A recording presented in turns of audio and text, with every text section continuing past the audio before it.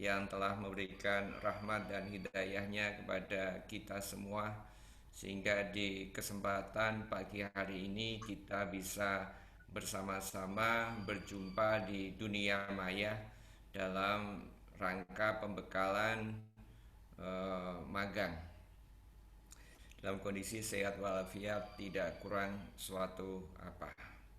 Tidak lupa selawat serta salam kita haturkan kepada Nabi besar, Nabi agung, Nabi Muhammad SAW yang telah memberikan jalan penerang, jalan kehidupan yang terang benderang pada kita semua, sehingga kita bersama-sama bisa mendalami manajemen bisnis syariah dengan sebebas-bebasnya.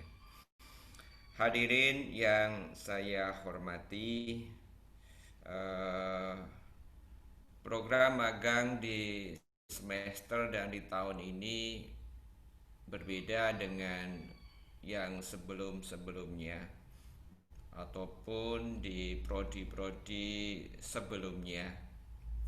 Hal ini dikarenakan ya situasi yang berbeda. Kita saat ini sedang dilanda sebuah kondisi virus yang membahayakan yang disingkat dengan COVID-19, coronavirus disease 19, yang meresahkan, membuat kita tidak bisa bebas untuk melakukan aktivitas. Akan tetapi bahwa lembaga punya prinsip bahwa kita harus bisa seperti kendaraan, yaitu kapan kita harus ngegas, kapan kita harus ngerem. Ketika kita bicara bagaimana kita ngegas, ya kegiatan akademik harus kita gas, harus kita jalankan supaya bisa menghantarkan para mahasiswa-mahasiswi memasuki gerbang kehidupan nyata yang akan dihadapi di masa depan. Kita tetap bagaimana menginjak rem supaya para mahasiswa-mahasiswi selalu dalam kondisi sehat walafiat, tidak kurang suatu apa. Oleh karena itu, dengan prinsip gas dan rem tadi, harapan kita kegiatan akademik bisa berjalan, tidak ada yang dirugikan, tidak ada yang dipending kegiatan akademiknya, dan mahasiswa bisa lulus tepat waktu seperti yang diharapkan. Demikian juga kita berusaha ngerem dengan sedikit memberikan perubahan di dalam program magang kita. Program magang kita yang kita sebut dengan sedikit banyak kita rem, tetapi kita tidak mengurangi esensi dari akademik, yaitu kita minta kepada mahasiswa untuk magang di lingkungannya, yaitu di kabupaten atau kota di mana teman-teman itu tinggal. Harapannya apa? Harapannya mahasiswa itu tidak perlu kos, tidak perlu berinteraksi dengan dunia yang belum diketahui, akan tetapi kawan-kawan bisa eh, melaksanakan physical distancing dengan sebaik-baiknya dan kembali ke kampus dengan kondisi sehat walafiat dan memperoleh ilmu pengetahuan yang memadai. Pengelola ingin membuat program ini tidak bertentangan dengan program yang ditetapkan oleh institut, dan tentunya program ini sesuai dengan anjuran pemerintah, yaitu bagaimana bisa tetap menjaga kondisi kita semua sehat, tidak kurang suatu apa, dan terhindar dari COVID-19 yang sedang bergentayangan di bumi Indonesia ini. Pengelola ingin menjaga generasi FEBI, generasi manajemen bisnis syariah, bagaimana mereka bisa kita kawal untuk bisa memasuki gerbang dan menyusuri jembatan menuju masa depan yang dicita-citakan. Magang kali ini bisa disebut magang kekinian, magang yang ramah dengan kearifan lokal, sehingga harapan kita kawan-kawan bisa menyusuri keilmuan yang akan diperolehnya, mendalami, dan harapan kita bisa bagaimana ilmu yang didapat di kampus bisa diterapkan dalam kehidupan nyata. Kita berharap mahasiswa bisa percaya diri untuk bisa hadir di tengah-tengah masyarakat. Kita adalah perguruan tinggi yang cukup ternama. Kita sebagai lembaga dan fakultas yang merupakan fakultas yang cukup bergensi, cukup dihormati baik oleh sesama fakultas ataupun fakultas-fakultas yang lain. Program kita termasuk program andalan, mengingat peminatnya luar biasa banyaknya. Dan Anda termasuk orang-orang yang beruntung lolos seleksi untuk bisa menjadi bagian dari keluarga besar kami. Jadi jangan ragu, jangan galau ketika nanti berada di tengah-tengah kegiatan magang tersebut.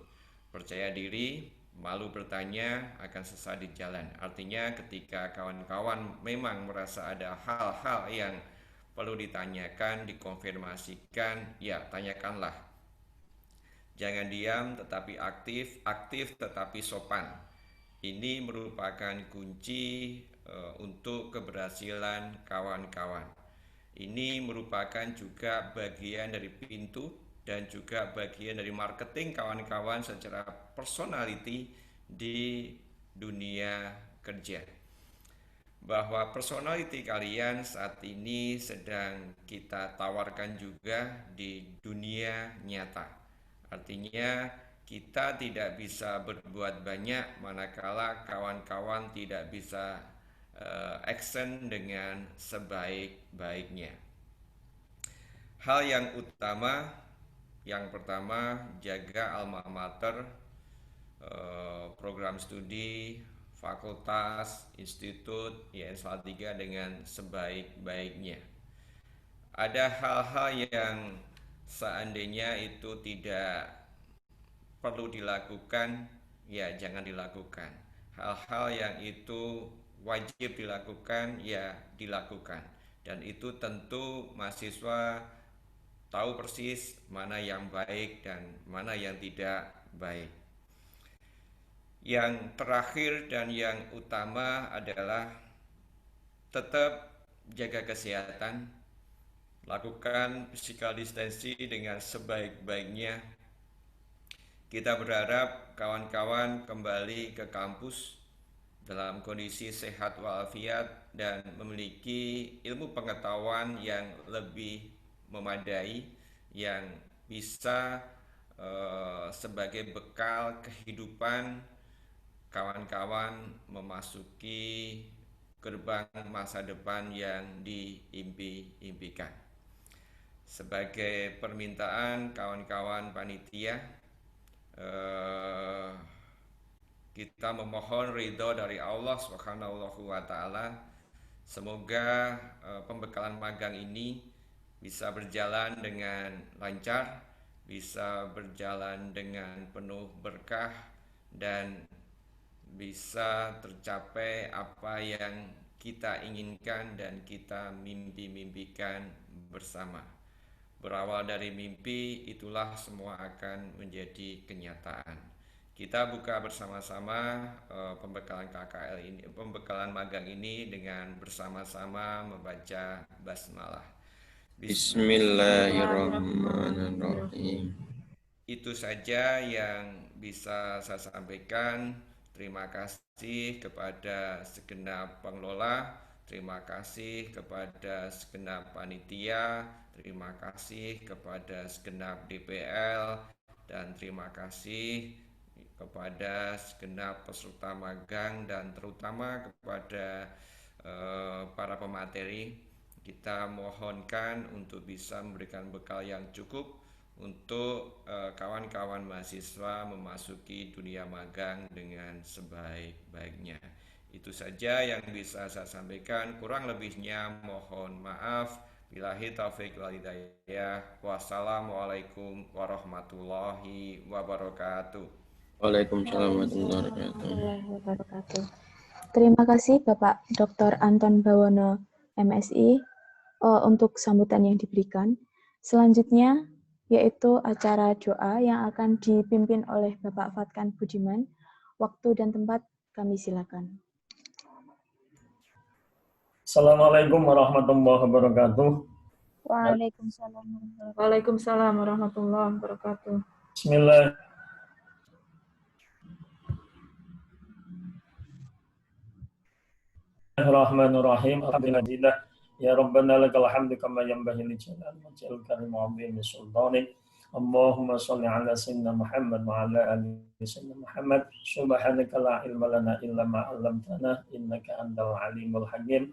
Rabbi shrah li sadri wa yassir li amri wahlul 'uqdatam min lisani yafqahu qawli. Rabbana hab lana min azwajina wa dhurriyyatina qurrata a'yun waj'alna lil muttaqina imama. Rabbana firli wa li walidayya wa lil mu'minina yawma yaqumul hisab. Rabbi adkhilni mudkhala sidqin wa akhrijni mukhraja sidqin waj'al li min ladunka sultanan nasira. Rabbana atina min ladunka rahmah wa hab lana min amrina rasyada. Rabbi anzil li munzalan mubaraka wa anta khairul munzilin. Rabbana atina fid dunya hasanah wa fil akhirati hasanah wa qina adzabannar. Sallallahu ala sayyidina Muhammad wa ala alihi wasallam. Subhana rabbika rabbil izzati amma yasifun. Salamun alal mursalin walhamdulillahi rabbil alamin. Taqabbalallahu minna wa minkum taqabbal ya karim. Assalamualaikum warahmatullahi wabarakatuh. Waalaikumsalam warahmatullahi wabarakatuh. Terima kasih untuk Bapak Fatkan. Selanjutnya yaitu penutup. Marilah kita tutup acara ini dengan bacaan hamdalah. Nanti akan dilanjutkan dengan acara penyampaian materi serta sesi tanya jawab yang akan dipimpin oleh moderator yaitu Bapak Yuda Trishananto. Saya selaku MC mengungkapkan permohonan maaf atas kesalahan kata yang mungkin saya lakukan. Billahi taufiq wal hidayah. Wassalamualaikum warahmatullahi wabarakatuh. Waalaikumsalam warahmatullahi wabarakatuh. Untuk waktu dan tempat saya silakan Bapak Yuda. Terima kasih Mbak Yas sudah ngasih waktu.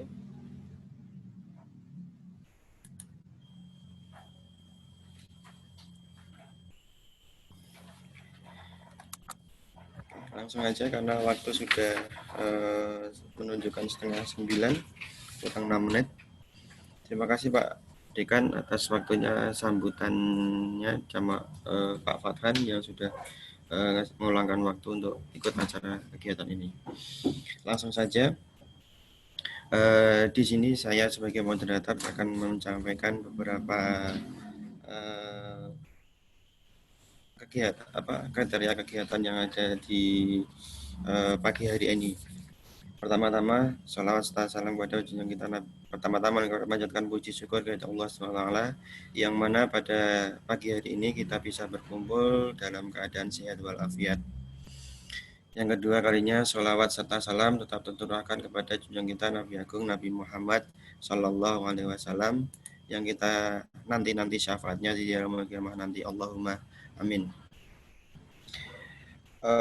Langsung saja untuk kegiatan pada pagi hari ini adalah pembekalan magang yang berkaitan dengan UMKM, kemudian ada yang berkaitan dengan di SDM, ada yang berkaitan di kecamatan, kelurahan, atau kementerian-kementerian yang berdekatan dengan tempat tinggal teman-teman semua.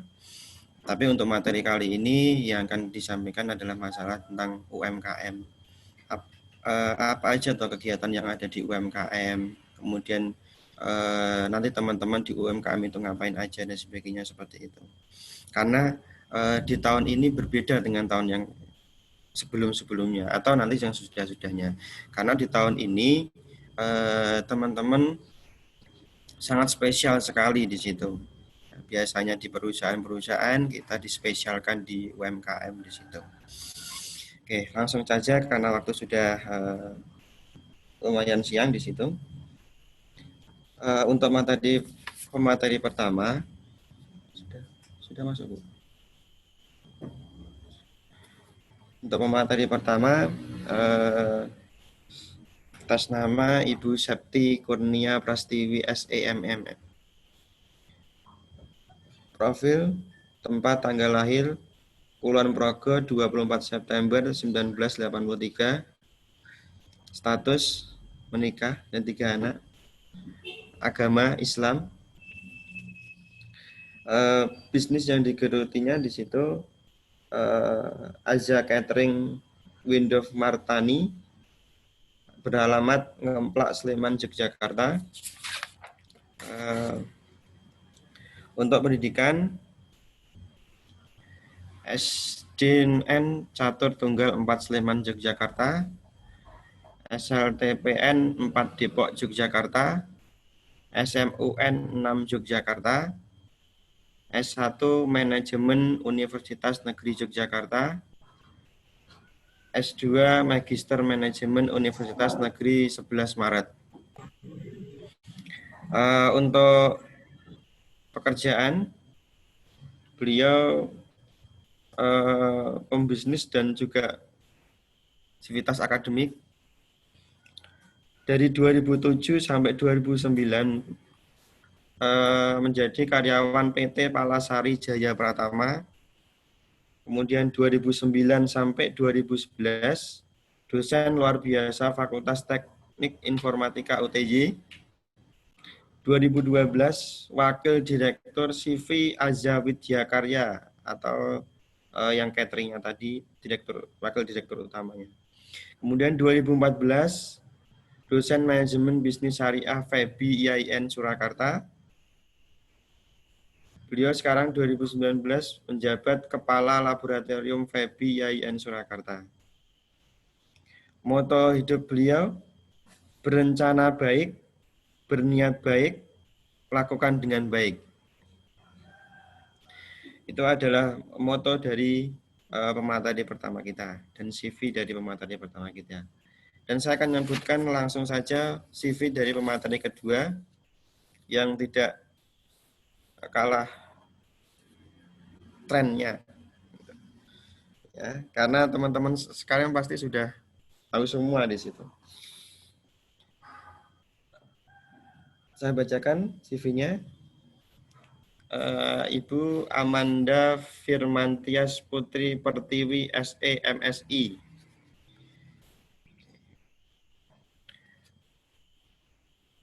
Tempat tanggal lahir Semarang 27 Maret 1985. Pangkat golongan penata 3C. Bidang ilmu akuntansi. Instansi FEBI IAIN Salatiga. Jenjang pendidikan, beliau tidak menyebutkan SD, SMP, SMA-nya, langsung ke tingkat tertinggi. S1 Universitas Diponegoro Semarang, lulus 2006. Kemudian S2 Universitas Diponegoro Semarang, lulus 2011. Kandidat doktor Universitas Islam Indonesia Yogyakarta. Jabatan Kaprodi Manajemen Bisnis Syariah 2019 sampai 2024. Kemudian pembisnis itu saja yang dapat saya sampaikan. Langsung saja nanti untuk dua materi, pemateri pertama saya kasih kesempatan waktu 10 menit. Kemudian nanti pemateri kedua juga 10 menit di situ. Kemudian langsung tanya jawab. Tanya jawabnya lewat chat saja di situ. Jadi nanti teman-teman lewat chat menulis di situ. Nanti kita akan kasihkan waktu untuk kedua pemateri kita. Itu saja yang dapat saya sampaikan. Langsung saja Ibu Septi Kurnia Prastiwi, SEMM. Waktu dan tempat kami persilahkan. Ya, Bismillahirrahmanirrahim. Assalamualaikum warahmatullahi wabarakatuh. Ya, terima kasih. Alhamdulillah ya pada kesempatan kali ini. Sebelumnya saya mengucapkan terima kasih kepada Bapak Dekan Febi IAIN Salatiga, kemudian Ibu Kaprodi Manajemen Bisnis Syariah di IAIN Salatiga, moderator, MC, kemudian panitia yang terlibat pada acara ini. Kemudian rekan-rekan semua ya yang sudah online pagi hari ini, semoga dalam keadaan sehat semua ya. Oke. Terima kasih atas kesempatannya ya pada kali ini untuk menyampaikan beberapa, sebenarnya bukan materi ya, sedikit sharing ya terkait perkembangan saat ini ya, di mana rekan-rekan ini kan akan melakukan magang ya. Nah, tetapi dalam era sekarang ini memasuki revolusi industri 4.0, kemudian ditambah lagi dengan pandemi COVID-19 ya, sehingga ini menjadi tantangan bagi rekan-rekan semuanya ya. Tetapi di balik tantangan atau mungkin ujian yang sedang kita alami saat ini, Allah memberikan berkahnya atau memberikan akal kepada kita, di mana kita sekarang memasuki era industri 4.0 yang tidak asing lagi dengan adanya digitalisasi di segala hal ya. Jadi alhamdulillah ya. Jadi contohnya saja pada kesempatan kali ini melakukan webinar online ya, walaupun kita sebenarnya dekat di mata ya, ini kita bisa melihat semuanya, tetapi sebenarnya kita ada di rumah masing-masing atau ada di lokasi masing-masing. Nah ini kan semua itu berkah dari kemajuan teknologi dan kita harus beradaptasi. Nah, oleh karena itu pada kesempatan kali ini ada hal yang perlu saya sampaikan, yaitu terkait kontribusi mahasiswa ya, karena memang mahasiswa Anda ini itu sebagai tonggak besar ya yang dapat mempersiapkan Indonesia untuk menuju industri 4.0 ya. Jadi Anda ini kan nanti lulus dan lain sebagainya, itu akan diharapkan untuk bisa menggerakkan tadi ya, akan lebih siap lagi kita menghadapi industri 4.0. Kemudian saya tambahkan di era new normal, karena ini kita sedang masa masih new normal ya. Semoga pandemi ini bisa segera berakhir dan kita bisa beraktivitas seperti biasanya. Oke, langsung saja ke slide berikutnya. Fakta bahwa memang di era sekarang ini pengguna internet juga sudah semakin banyak ya, hampir 64%, tapi ini dari data dari APJII tahun 2018, mungkin di tahun 2020 ini sudah meningkat ya, apalagi di era new normal ini semuanya harus terkoneksi dengan internet ya, agar tidak ketinggalan informasi dan lain sebagainya. Nah, ini 171 juta yang sudah terkoneksi internet, ini data yang tentu akan merubah atau mempengaruhi segala aspek ya, baik di UMKM, di industri, bahkan di instansi maupun di pemerintahan. Jadi saya rasa karena semuanya sudah hampir menggunakan internet ya, mengenal teknologi, mengenal internet, sehingga dalam kegiatan sehari-hari, dalam kegiatan industri, dalam kegiatan pekerjaan, bahkan di dalam akademisi itu juga terkait dengan digitalisasi ini. Nah, kemudian slide berikutnya bahwa data dari BPS juga menyebutkan seperti itu ya, bahwa memang usaha kita itu hampir tahun 2019 ya, survei dari BPS 25 juta usaha Indonesia itu 55%-nya sudah mengenal menggunakan perangkat seperti komputer, laptop, dan smartphone ya. Kemudian mereka juga sudah 20% dari itu sudah memiliki media sosial untuk menjalankan usaha. Kemudian juga mereka melakukan penjualan melalui internet ya. Kemudian juga ada yang sudah memiliki sadar teknologi dan digital sehingga mereka sudah menggunakan atau mempunyai website perusahaan. Tetapi ada dari sekitar tadi 45% yang belum ya melek teknologi. Mereka mengaku tidak menggunakan perangkat digital karena belum memerlukan perangkat digital untuk usahanya. Nah, Nah ini tantangan untuk industri 4.0 dan apalagi di era new normal ini, saya rasa teknologi itu menjembatani ya, atau mungkin menjadi salah satu solusi saat ini untuk menghadapi new normal ini, dan kita akan lebih siap lagi untuk survive bagi usaha maupun instansi. Kemudian saya rasa kalau industri 4.0 mungkin sudah pernah disinggung mungkin di mata kuliah ya, tetapi yang perlu saya sampaikan ini memang mau nggak mau semua sudah ini ya mengadopsi, harus bisa mengadopsi ya, karena pada tahun 2020 perkembangan teknologi itu semakin cepat, pesat dan canggih, apalagi ada apa namanya Internet of Things, kemudian artificial intelligence, bahkan kendaraan otomatis, rekayasa genetika, robot pintar, chatbot dan lain sebagainya sudah ada di dalam kehidupan kita sehari-hari. Kemudian menurut Prof. Suyanto ya, ada blok ya 9 teknologi untuk membentuk blok bangunan di industri 4.0 antara lain predictive analytica, artificial intelligence, learning system, lain sebagainya. Ya, jadi ini memang mau nggak mau memang harus sudah diadopsi dunia UMKM maupun industri. Ya. Kemudian fakta yang terkait UMKM ya, di sini memang data dari Kementerian Koperasi dan UMKM ya, bahwa UKM Indonesia itu memiliki pangsa sekitar 99% ya, hampir 62,9 juta unit ya, dari seluruh pelaku usaha di Indonesia. Nah, yang perusahaan besar itu sekitar 5.400 unit atau hanya sekitar 0,01%. Nah, jadi secara gabungan UMKM di Indonesia itu justru menyerap tenaga kerja hampir 97%.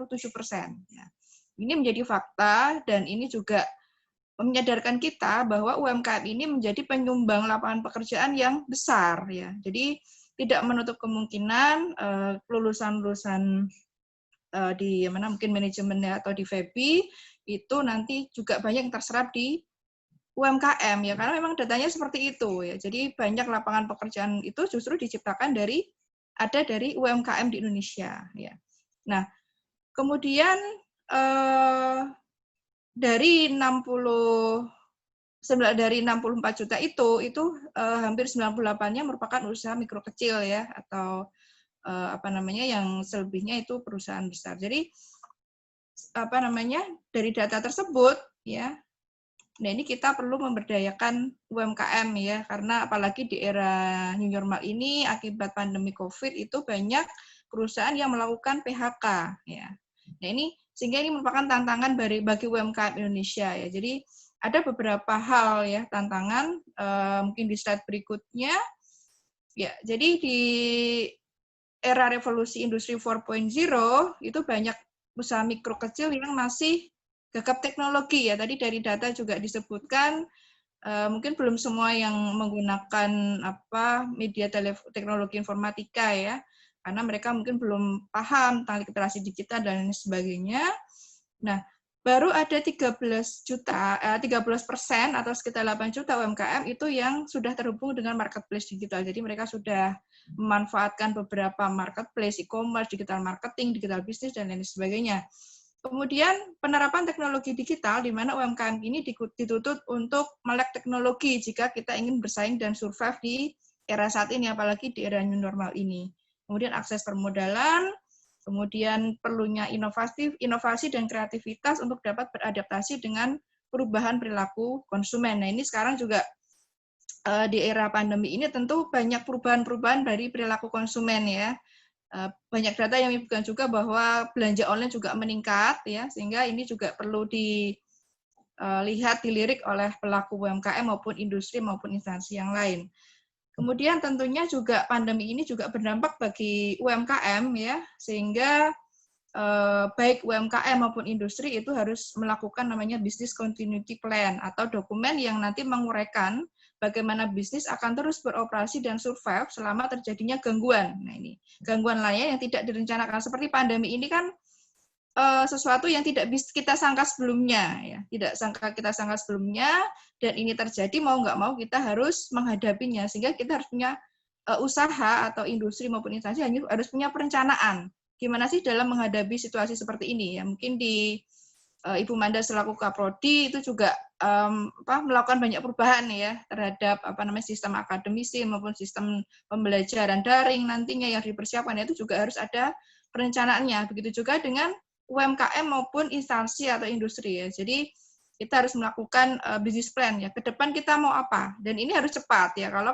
tidak itu kita juga akan tergerus ya, tidak bisa survive dan lain sebagainya. Nah, kemudian ini sehingga berdasarkan pemaparan tadi tentu dunia industri dan UMKM itu sangat menanti kontribusi Anda ya tadi, karena Anda tadi merupakan pemeran penting ya, aktor penting nanti yang akan berkontribusi bagi era industri 4.0, kesiapannya seperti apa. Nah, itu Anda ini calon-calon SDM yang nantinya akan dinantikan ya oleh UMKM maupun pelaku industri dan instansi.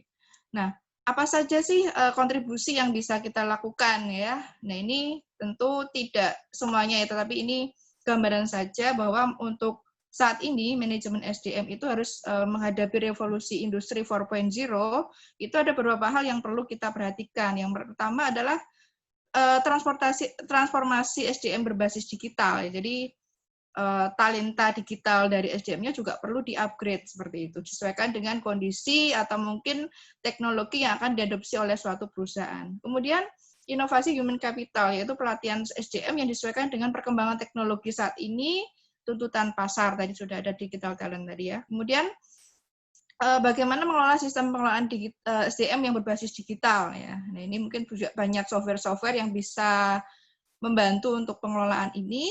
Kemudian juga sistem penilaian kerja berbasis digital. Kemudian mungkin penyesuaian SOP, petunjuk ya di era pandemi ini agar sesuai dengan regulasi yang berlaku ya. Nanti bisa merujuk peraturan atau regulasi yang ada. Mungkin juga ada modifikasi tentang aturan kinerja ya, sehingga tidak akan membingungkan karyawan ketika bekerja di era COVID ini seperti apa, ketika work from home seperti apa. Nah, itu perlu diberikan regulasi yang jelas atau ketentuan yang jelas. Kemudian bisa juga memanfaatkan aplikasi digital dan lain sebagainya dalam situasi yang saat ini. Kemudian tentu melakukan evaluasi fungsi manajemen ya.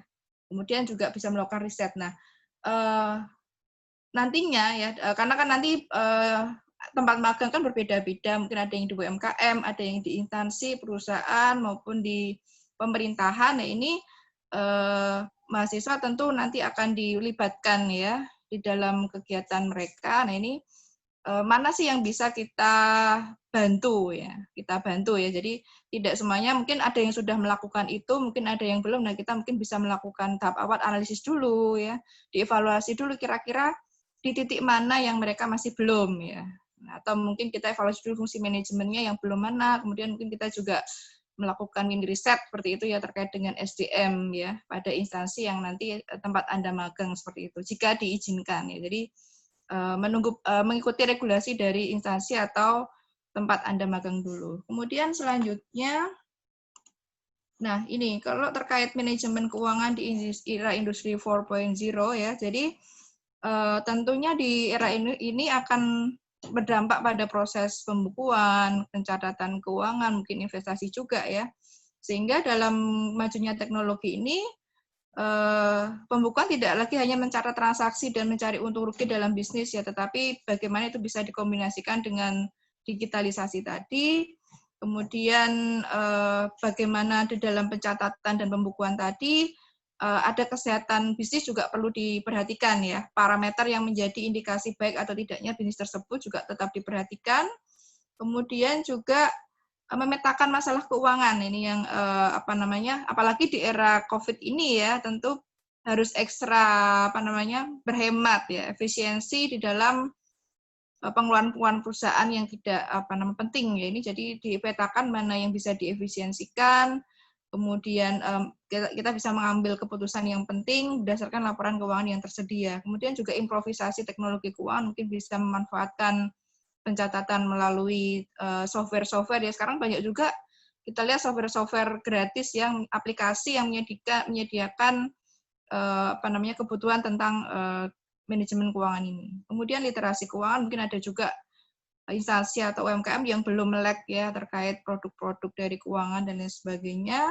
Kemudian tadi sudah ya pengelolaan di era new normal.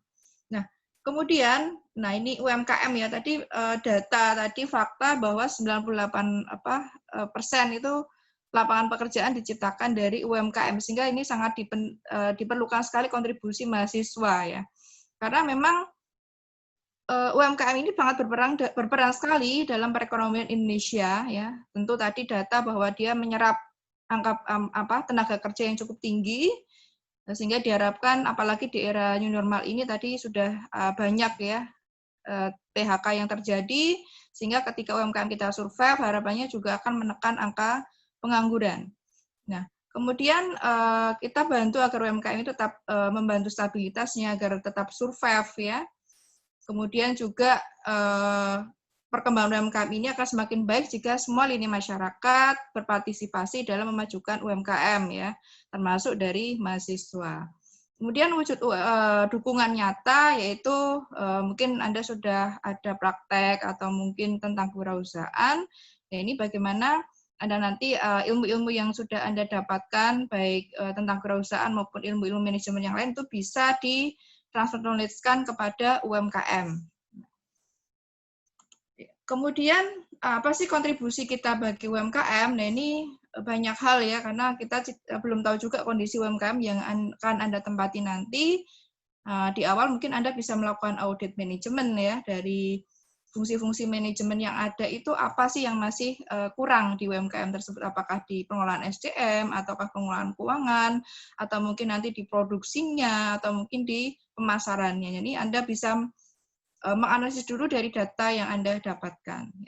Kemudian jika tidak dilakukan audit ya nanti bisa Anda analisis awal aja ya, kira-kira fungsi yang belum berfungsi dengan optimal itu yang mana.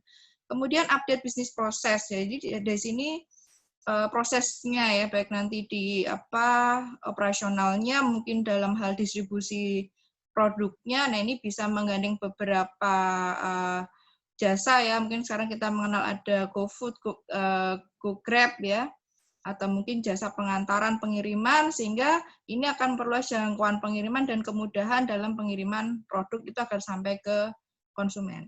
Kemudian digitalisasi tentu di dalam pelaporan keuangan, pemasaran ya. Nah, kemudian yang tentu di era saat ini digital marketing menjadi solusi ya agar produk-produk mereka itu dapat lebih dikenal oleh masyarakat yang lain. Nah, kita bisa memanfaatkan marketplace atau memasarkan melalui media sosial ya. Karena data juga akses ke media sosial juga sudah semakin banyak ya. Kemudian selanjutnya update bisnis proses itu ada macam-macam, yaitu produk. Nah, ini produknya apa? Nah, ini bisa ke packaging-nya, misalnya tadi yang inovasi produk, misalnya tadi yang produknya misalnya kuliner ya, itu bisakah dibuat frozen food atau mungkin dikemas yang baik sehingga awet, sehingga ini akan bisa dijual melalui marketplace atau mungkin di media sosial ya. Inovasi jasa, inovasi penjualan dan lain sebagainya. Kemudian juga bisa dalam teknik penjualan ya, bisa diperluas dengan mendaftarkan di tadi mitra GoFood atau jasa pengantaran transportasi online. Nah, kemudian pendampingan ya, mungkin banyak juga yang belum melek teknologi. Nah, ini data dari UI ya, itu mensurvei bahwa dari 6.700-an responden, 1.000 mitra GoFood ini 55%-nya mengalami peningkatan klasifikasi omset ya. Nah, kemudian data dari kata data itu juga 3 dari 5 UMKM itu mitra GoFood transaksinya meningkat 10%. Nah, penelitian saya kemudian ke tahun lalu saya melakukan penelitian tentang UMKM yang menjadi mitra GoFood ya, tapi di area Surakarta itu data menunjukkan bahwa hampir semuanya ya, dari saya 110 responden itu mitra GoFood yang bergabung di dalam mitra GoFood itu semuanya naik ya. Setelah dia bergabung itu ternyata ada kenaikan omset yang minimal 10% ya. Jadi ini menjadi solusi bagi UMKM ya, apalagi yang di bidang kuliner ya. Karena belum semuanya juga semua UMKM kuliner itu masuk ke dalam aplikasi atau platform ini. Kemudian tadi mungkin layanan antar ya, sekarang juga bisa melalui jasa antar, kemudian logistik yang harganya juga bersaing ya. Nah ini, sehingga produknya akan lebih dikenal oleh masyarakat yang lain. Kemudian tujuan pemasaran digital itu banyak juga ya. Jadi di sini bisa meningkatkan brand awareness, menjangkau target konsumen secara cepat ya. Kemudian juga efektif dan efisien dalam pembiayaan iklan dalam bisnis. Jadi misalnya kita membuka media sosial itu kan biayanya lebih hemat ya. Bahkan iklan melalui Instagram, Facebook ya itu jauh lebih hemat menurut saya. Kemudian melalui digital marketing ya, karena ini menjadi solusi yang hemat ya, yaitu dengan melakukan pemasaran melalui berbagai media, misalnya sosial media ya, mungkin di YouTube, Facebook, Instagram dan lain sebagainya, bahkan TikTok ini juga menjadi tren juga ya, jika memang segmentasi pasarnya adalah generasi milenial muda seperti itu. Kemudian membuat website, online store ya, kemudian juga marketplace. Sekarang banyak marketplace ya, dengan kategori-kategori tertentu juga ada, misalnya jual beli properti, mobil, atau produk pertanian, peternakan itu juga ada marketplace-nya tersendiri. Kemudian konten marketing ya, bagaimana kita bisa membuat konten yang nantinya bisa menarik minat pelanggan atau bisa meningkatkan citra dari UMKM atau instansi atau industri kita. Jadi saya rasa media sosial juga tidak hanya pada pelaku UMKM ya, sekarang juga banyak instansi ya, bahkan di dunia pendidikan pun juga memanfaatkan Instagram, bahkan YouTube ya, channel YouTube untuk dia bisa berkomunikasi, kemudian men-share kegiatannya kepada aktivitas akademika maupun masyarakat yang lain.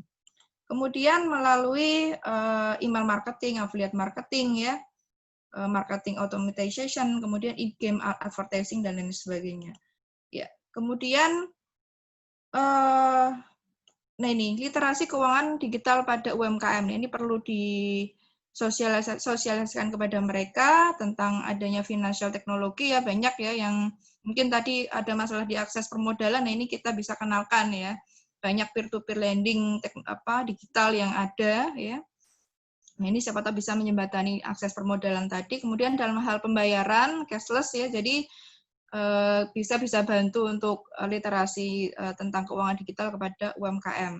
Nah, tadi juga sudah saya singgung sebelumnya bahwa juga ada aplikasi-aplikasi yang gratis ya, dan mungkin terjangkau yang bisa digunakan untuk pembukuannya agar lebih tertata bagi UMKM.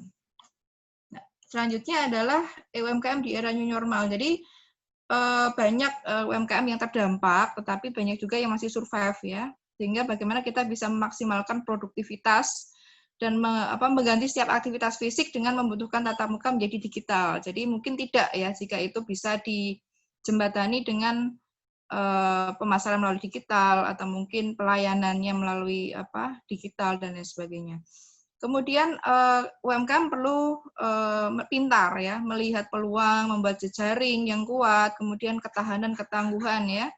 Kemudian juga kita harus memperhatikan protokol pencegahan COVID dan dalam aktivitas bisnis. Jadi ini tidak hanya di UMKM, tetapi baik di industri maupun di instansi itu juga tentu protokolernya harus kuat ya untuk pencegahan COVID ini agar dapat beroperasi ya. Kemudian inovasi produk atau jasa dengan melihat peluang pada era new normal. Jadi banyak kita lihat UMKM yang kemudian beralih ya atau mungkin menginovasi produknya agar dia tetap survive di era new normal ini. Nah, oke ya, mungkin itu saja yang bisa saya sampaikan terkait beberapa hal ini ya. Semoga bermanfaat. Terima kasih. Waktu saya kembalikan kepada moderator. Wassalamualaikum warahmatullahi wabarakatuh. Waalaikumsalam warahmatullahi wabarakatuh. Terima kasih Bu Septi atas pemaparan materi pada pagi hari ini. Wah, sangat menarik sekali pembahasannya tentang masalah digital marketing yang berkaitan dengan UMKM, karena beliau ini adalah pelaku bisnisnya langsung dan berkaitan dengan catering dan akhirnya berdampak juga ya Bu. Iya, betul. Nah, akhirnya banyak langkah-langkah yang harus dikembangkan oleh beberapa UMKM di era COVID ini dan di era new normal ini. Jadi di era banyak sekali, sekitar 99% industri yang di situ yang agak sedikit dari segi keuangan juga menurun, dari segi produk dan sebagainya juga menurun di situ. Itu saja untuk teman-teman. Nanti pertanyaan untuk Bu Septi Kurnia nanti langsung di chat saja di situ. Lanjut saja kita ke materi kedua. Waktu untuk Bu Manda Firmantias Putri Pratiwi SEMSI, waktu dan tempat kami persilahkan. Baik, bismillahirrahmanirrahim. Assalamualaikum warahmatullahi wabarakatuh. Waalaikumsalam warahmatullahi wabarakatuh. Atur nuwun Pak Yuda, Pak Moderator kita. Juga saya menyapa Mbak MC, Mbak Tias. Ya, pagi-pagi sudah sampai ruangan Prodi, bahkan sebelum Kaprodinya datang. Terima kasih Mbak. Matur nuwun yang tak terhingga juga saya sampaikan kepada Bapak Dekan yang tadi telah memberikan sambutan. Kemudian pembicara pertama kita, Ibu Septi yang telah berkenan untuk saya repoti ini. Padahal untuk teman-teman ketahui bersama bahwa Bu Septi saat ini itu sedang ada raker di instansi tempat beliau bertugas, tapi demi teman-teman MBS beliau sempatkan untuk menyapa teman-teman MBS sekalian. Baik. Puji syukur kehadirat Allah Subhanahu wa Ta'ala yang telah memberikan kita kesehatan serta kesempatan sehingga kita semua masih bisa hadir di virtual meeting di pagi hari ini. Tak lupa juga sholawat serta salam kepada Rasulullah kita, tauladan kita, dan tentunya yang kita harapkan syafaatnya di yaumul akhir nanti. Baik teman-teman, kita langsung saja ya, tidak perlu berlama-lama karena saya paham sekali bahwa teman-teman juga sudah mulai ngecek-ngecek kuota gitu ya, khawatir kalau kuotanya keburu habis. Jadi saya tidak akan berlama-lama, saya tidak akan berbasa-basi, kita langsung masuk saja ke materi kita. Mungkin karena saya perwakilan dari Prodi, jadi pemaparan saya akan lebih banyak kepada penjelasan mengenai praktikum magang yang akan teman-teman jalani selama 1 bulan di bulan Agustus mendatang. Kenapa perlu saya jelaskan lebih lanjut? Karena seperti kita ketahui bahwa praktikum magang di tahun ini itu berbeda dengan praktikum magang di tahun-tahun yang lalu ataupun tahun-tahun yang akan datang. Jadi teman-teman ini adalah peserta pilihan gitu ya, peserta magang yang mungkin the one and only gitu ya, dan kita berharap seperti itu. Artinya kalau teman-teman ini the one and only, artinya di tahun depan insya Allah COVID sudah berakhir. Amin, amin, amin ya robbal alamin. Baik teman-teman, kita langsung saja. Mungkin kepada Mas Bintang operator bisa digeser slide-nya. Seperti kita ketahui bahwa tujuan magang baik tahun ini ataupun tahun-tahun kemarin dan tahun-tahun berikutnya itu sebetulnya sama gitu ya. Yang pertama adalah menjadikan sebagai sarana teman-teman sekalian untuk menerapkan ilmu yang selama ini itu mungkin hanya teoritis, akan kita sambungkan dengan ilmu-ilmu yang sifatnya praktis gitu. Jadi wahana atau sarana kepada teman-teman, bagi teman-teman untuk menerapkan ilmu yang telah teman-teman dapatkan, gitu. Kira-kira begitu. Dan saya rasa ini nyambung sekali dengan apa yang tadi sudah disampaikan Bu Septi. Bu Septi menyampaikan bahwa kontribusi teman-teman itu sangat diharapkan. Mungkin kalau teman-teman magangnya selama yang sudah itu di perusahaan-perusahaan besar, teman-teman banyak menerima gitu ya, banyak tangan di bawah atau lebih banyak menyerap. Tapi kalau teman-teman magang dengan konsep yang ada saat ini, yaitu teman-teman magang di UMKM mungkin, atau di instansi-instansi yang kecil, atau mungkin di lembaga-lembaga pemerintahan yang di sekitar teman-teman, itu harapannya justru teman-teman tangan di atas gitu, lebih banyak memberi kepada mereka, lebih banyak memberi masukan, lebih banyak memberi pencerahan, lebih banyak memberikan kontribusi nyata dengan ilmu yang sudah teman-teman dapatkan. Kira-kira begitu. Kemudian manfaat yang kedua tentunya ya agar teman-teman tahu bahwa Mungkin selama ini kampus itu dianggap sebagai menara gading gitu, yang jauh dari realitas kehidupan masyarakat pada umumnya gitu ya. Nah, ini kesempatan magang itu adalah kesempatan untuk mengenalkan teman-teman bahwa di luar sana itu ada kehidupan yang nyata-nyata, harus berjuang memang benar-benar dari bawah untuk membangun suatu usaha di mana teman-teman nanti akan menghadapi, kalau teman-teman akan menjadi wirausaha kan juga harus benar-benar merintis dari bawah, kira-kira begitu. Dan yang terakhir tentunya magang ini adalah sarana untuk teman-teman mengenal bahwa di dunia kerja itu masalahnya beragam. Oke, mungkin teman-teman di dunia perkuliahan itu masalahnya banyak juga gitu ya, banyak tugas, banyak mungkin agak kesulitan untuk membayar UKT, atau mungkin permasalahannya adalah gebetan ditikung, atau mungkin permasalahannya adalah chat nggak dibalas-balas, nah dan lain sebagainya. Tapi untuk kalian ketahui bahwa masalah-masalah seperti itu adalah masalah-masalah yang mungkin nanti teman-teman akan menertawakannya di kemudian hari, karena masalah yang akan teman-teman hadapi pada saat mengalami dunia usaha yang sesungguhnya itu jauh lebih banyak gitu. Ya semoga tidak gitu, tapi itulah realitanya, memang jauh lebih banyak, dan kita berusaha untuk sekarang ini mengenalkan teman-teman sedikit mengenai bahwa ini loh ada masalah-masalah yang memang harus dihadapi dan harus kita carikan solusinya. Kira-kira begitu. Lanjut, Mas Bintang. Nah, seperti kita ketahui bahwa teman-teman MBS ini terbagi menjadi 3 konsentrasi gitu ya. Konsentrasi pemasaran, konsentrasi keuangan, dan konsentrasi manajemen sumber daya manusia atau sumber daya insani.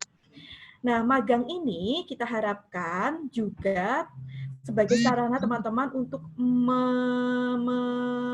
mendalami konsentrasinya gitu ya. Jadi kalau yang anak manajemen pemasaran juga nanti kami minta untuk mendalami kira-kira jalannya pemasaran di instansi ini seperti apa ya, di UMKM ini seperti apa ya. Nah, itu yang nanti akan dituangkan oleh teman-teman ke dalam laporan magang yang teman-teman buat. Mungkin kalau teman-teman buka di buku pedoman magang, di bab 3 kalau nggak salah, di bab 3 komponen C kalau nggak salah, di situ ada poin tentang pemaparan pelaksanaan magang yang sesuai dengan konsentrasinya.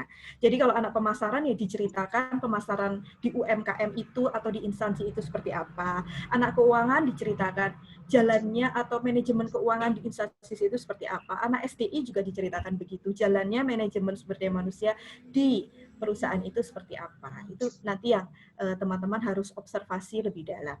Kira-kira begitu. Lanjut, Pak Operator. Nah ini teknis pelaksanaannya ya teman-teman ya. Sebetulnya sudah ada di buku pedoman, tapi mungkin agak lebih jelas saya jelaskan lagi. Jadi teknis pelaksanaannya itu dari Prodi menetapkan dari tanggal 1 sampai 31 Agustus 2020 atau 1 bulan. Namun apabila ternyata tempat magang teman-teman menghendaki pelaksanaannya itu lebih dari 1 bulan, monggo silahkan kami memperbolehkan. Tempat magang menghendaki mulainya Juli, Bu. Bisanya mulai Juli sampai dengan pertengahan Agustus, monggo silahkan. Mulainya bisanya September, Bu, sampai dengan 30 September, monggo silahkan. Asal tidak lebih dari bulan Oktober, karena di bulan Oktober itu kita sudah mulai untuk mempersiapkan yudisium atau nilai dan lain sebagainya. Itu pun itu kemungkinan terburuk sekali. Semuanya kami harapkan bisa dilaksanakan di perkiraan bulan Agustus gitu ya. Jadi untuk yang bisa melaksanakannya di bulan September Oktober itu perkiraan yang terburuk gitu, dan itu harus dikonsultasikan terlebih dahulu kepada prodi. Karena pada dasarnya yang ditetapkan oleh prodi itu adalah bulan Agustus. Di mana tadi sudah dijelaskan juga oleh Pak Yuda, kami itu mengharapkan teman-teman bisa magang di tempat-tempat yang terdekat dari teman-teman semua. Dan semangat kami itu bukan menyusahkan teman-teman, melainkan justru memudahkan teman-teman semua. Karena kami tahu bahwa di era yang seperti ini tidak banyak perusahaan yang mau menerima anak-anak magang gitu, sehingga Oke, perusahaan besar silahkan, asal dekat rumah, tapi kalaupun nggak diterima di perusahaan besar, di perusahaan kecil, kami perbolehkan. Gitu. Jadi semangatnya adalah untuk mempermudah, bukan untuk mempersulit. Gitu ya teman-teman ya. Terus bagaimana gitu, pelaksanaannya bagaimana? Pendaftaran sudah teman-teman lakukan.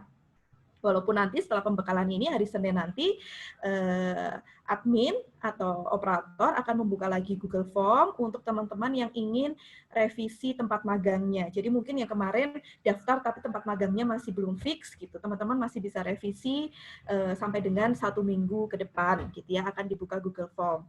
Kemudian pembekalan dilaksanakan hari ini. Pelaksanaan akan dilaksanakan seperti yang saya jelaskan tadi selama minimal 1 bulan. Jadi 1 bulan itu minimal ya teman-teman ya, bukan maksimal tapi minimal. Serta pelaporan. Pelaporan ini dilaksanakan 10 hari setelah magang selesai. Itu nanti didiskusikan oleh DPL masing-masing. Lanjut, Pak Operator. Oke. Nah, ini persyaratannya pada saat pendaftaran ya teman-teman ya. Mungkin teman-teman juga sudah tahu bahwa yang berhak untuk mendaftar itu adalah mahasiswa yang aktif sampai dengan semester 6, sudah mengambil 90 SKS mata kuliah, dan telah mengambil mata kuliah konsentrasi di semester 6. Kenapa persyaratan ini kami tentukan? Tentunya persyaratan ini kami tentukan bukan hanya berdasarkan kewenangan prodi saja, tapi sudah kita diskusikan baik dengan pimpinan fakultas, pimpinan institusi, ataupun instansi-instansi ataupun lembaga-lembaga yang terkait, kira-kira gitu ya.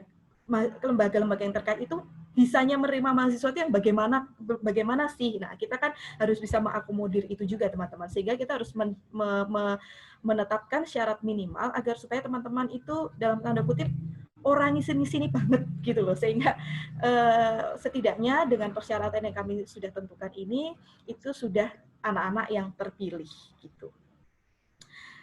Oke, mengenai Google Form yang akan dibuka lagi sudah saya sampaikan tadi. Baik, lanjut Bapak. Oke. Pembekalan. Nah, ini pembekalan yang dilaksanakan hari ini ya teman-teman ya. Jangan lupa kalau ada yang mau ditanyakan, tanyakan saja, don't worry gitu ya. Silakan tanyakan di chat, insya Allah nanti akan dijawab oleh Bu Septi ataupun saya gitu. Tapi pertanyaannya mungkin to the point aja, nggak usah panjang lebar gitu, karena waktu kita terbatas gitu ya teman-teman ya. Baik, lanjut. Nah, pelaksanaannya tadi juga sudah saya jelaskan bahwa teman-teman itu pelaksanaannya 1 bulan itu minimal ya teman-teman ya. Nah, teman-teman yang mungkin teman-teman tanyakan adalah selama magang tuh saya ngapain aja sih Bu gitu ya. Nah, ini yang jadi poin penting. Jadi kalau magang itu memang kami harapkan teman-teman selain observasi apa saja yang mereka lakukan di sana, namun bukan berarti teman-teman kemudian menghindari tugas-tugas selain observasi itu gitu. Jadi kadang-kadang yang terjadi itu adalah beberapa bimbingan kami gitu, mungkin ada yang mengeluh gitu, Bu, saya itu anak misalnya saya itu sudah semester 6, anak kuliahan gitu, kok di sana cuma disuruh fotokopi Bu, gitu. Kalau cuma fotokopi aja anak SD juga bisa Bu, gitu misalnya seperti itu. Nah itu yang harus teman-teman hindari, jangan sampai ada kesombongan seperti itu, karena magang ini adalah sarana teman-teman selain untuk belajar, juga untuk mempromosikan diri teman-teman bahwa ini loh di YIN Salatiga ini ada anak-anak kompeten, ada anak-anak ganteng-ganteng dan cantik-cantik dan pinter-pinter dan keren-keren yang kita perkenalkan kepada dunia usaha gitu, bahwa ayo dong, ini anak-anak YIN Salatiga, anak-anak MBS ini direkrut dong gitu. Nah, kita tuh inginnya seperti itu, sehingga jangan sampai teman-teman menimbulkan presiden buruk bagi diri teman-teman sendiri ataupun bagi MBS ataupun bagi YIN Salatiga. Kira-kira begitu. Lanjut. Nah, laporan ya teman-teman ya. Jadi laporan ini individual teman-teman, bukan kelompok. Jadi walaupun sekarang mungkin di satu instansi ada beberapa anak gitu, seperti yang kemarin ada di satu instansi 2 orang atau 3 orang gitu, tapi laporannya tetap disusun secara individual karena yang teman-teman hadapi di sana juga individual gitu, pekerjaannya sendiri-sendiri antara satu anak dengan anak yang lain berbeda-beda gitu, sehingga bagaimana bisa melaporkan hal yang sama kalau yang dilakukan berbeda-beda, kan begitu, ya kan? Oke.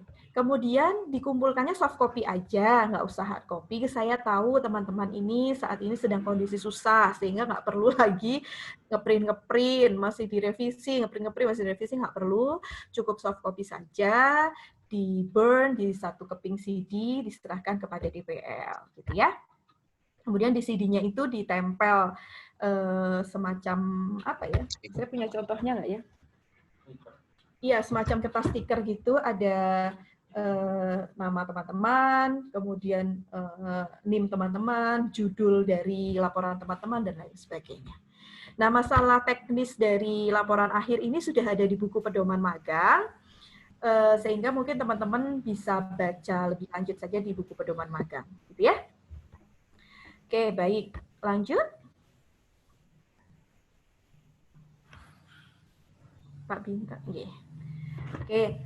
Nah, ini masih terkait dengan pelaporan. Jadi, teman-teman yang perlu saya tegaskan adalah teman-teman perlu mengobservasi pelaksanaan magang yang sesuai dengan konsentrasi teman-teman, karena tujuannya memang itu. Jadi misalnya anak pemasaran, belajarlah bagaimana cara memasarkan yang baik, yang benar, yang bagus, yang sudah terbukti gitu ya kan. Perusahaan-perusahaan itu kan terbukti gitu. Berarti teman-teman bisa belajar dari sana. Anak keuangan juga seperti itu, anak SDI seperti itu. Lalu pertanyaannya begini, Bu, tapi bagaimana misalnya kita ditempatkan bukan di anak pemasaran, tapi bukan ditempatkan di tempat pemasaran gitu. Nah, itu diusahakan, makanya pada saat teman-teman melakukan pendaftaran ke instansi yang terkait, perlu disampaikan bahwa konsentrasi saya adalah misalnya pemasaran, sehingga diharapkan saya dapat belajar tentang pemasaran. Itu lebih baik seperti itu. Tapi kalaupun tidak bisa, nggak apa-apa, observasi itu bisa dilakukan dimanapun, gitu ya. Oke. Lanjut. Nah, ini skill yang harus dikuasai nih teman-teman. Ini penting sekali kalian perhatikan gitu. Jadi selain masalah teknis, tapi masalah-masalah skill, soft skill seperti ini perlu teman-teman perhatikan dengan teramat sangat. Yang pertama, teman-teman harus menjaga yang namanya sopan, santun, tepat seliro. Seperti yang tadi sudah saya sampaikan ya teman-teman ya. Walaupun kita anak kuliahan, kemudian mungkin kita datang ke UMKM, di mana mungkin pemiliknya itu SMP aja nggak lulus, misal seperti itu, bukan berarti teman-teman lebih pintar daripada mereka. Karena kalian mungkin pintar di satu sisi, tapi mereka unggul di sisi lain. Dan semua guru, semua murid. Sehingga jangan teman-teman merasa lebih pintar daripada orang yang lain, gitu ya. Tujuan magang kita itu adalah untuk menyerap ilmu sebanyak-banyaknya, sehingga kosongkanlah gelas pengetahuan teman-teman untuk bisa diisi dengan pengetahuan yang sebanyak-banyaknya, kira-kira begitu. Yang kedua, teman-teman harus mampu beradaptasi gitu. Nah, ini ada beberapa cerita ya teman-teman ya. Jadi dulu pernah saya itu kebetulan dapat bimbingan, ini anak mungkin anak yang disiplin sekali gitu mungkin ya, tapi kemudian dia masuk ke sebuah instansi itu apa namanya, dia merasa bahwa kok gimana sih ini instansi ini harusnya masuk jam 8 tapi jam 8:30 baru pada datang, harusnya pulang jam 3 atau jam 4 tapi jam 3:30 sudah pada nenteng tas gitu. Dan kemudian hal itu di-share di media sosial. Itu menurut saya sangat tidak etis gitu. Maksudnya di mana bumi dipijak, di situ langit dijunjung, dan di mana kita menempatkan diri, kita harus menjaga